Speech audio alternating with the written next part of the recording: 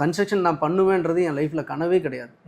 நான் சினிமான்றது கனவு. இந்த விஷயங்கள் வந்து நான் ஸ்ட்ராங்காக இருப்பேன். விழுந்தா எந்திரிக்கிறது.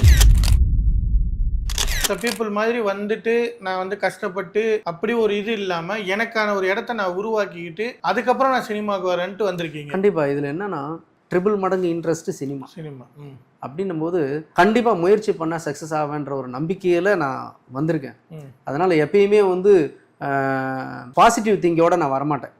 என் லைஃப்ல எந்த ஒரு வேலையை எடுத்தாலும் பாசிட்டிவாவே திங்க் பண்ண மாட்டேன், நெகட்டிவா திங்க் பண்ணுவேன். ஏன்னா எனக்கு வந்து விழுந்தா எந்திரிக்கிறது எப்படி, இந்த விஷயங்கள் வந்து நான் ஸ்ட்ராங்கா இருப்பேன். விழுந்தா எந்திரிக்கிறது எப்படி என்னை பொறுத்தவரையில நம்ம கிட்ட கம்பெனில ப்ரொடக்ஷன் கம்பெனில இருக்கிற யாருமே அஃபெக்ட் ஆகக்கூடாது.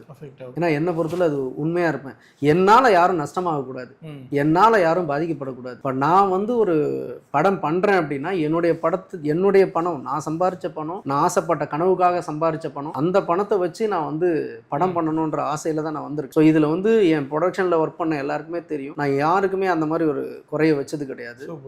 விஷயத்தை வந்து உள்வாங்கி தான் வரேன். என்னால யாரும் பாதிக்கப்படக்கூடாது. ஸோ அதனால தான் வந்து யாரோ எனக்கு பணம் கொடுத்து இந்த படம் என்னை நம்பி போட்டு அது வந்து இதுவாகும் அப்படின்ற ஒரு என்னுடைய கனவு. ஸோ இதை தவிர வேற எதுவுமே கிடையாது. நான் யாரையும் டிஸ்டர்ப் பண்ணக்கூடாது, யாரையும் வந்து கஷ்டப்படுத்தக்கூடாதுன்றதுல முக்கியமான ஒரு பாயிண்ட்ல இருப்பேன் நான். சூப்பரான அப்படி வந்தது தான் இந்த ஒரு லைஃப். நல்ல விஷயம்.